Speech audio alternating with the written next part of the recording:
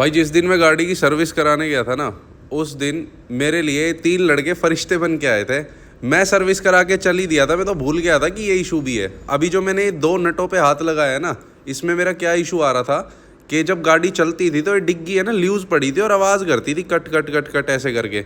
तो भाई इनने आए और ये बार बार 3-4 बार इनने डिग्गी खोली। इन्हें पता नहीं था कि ओनर गाड़ी के अंदर ही बैठो हो। मैंने आया गुस्सा में उतर के, मैं क्या कर रहा हो तुम?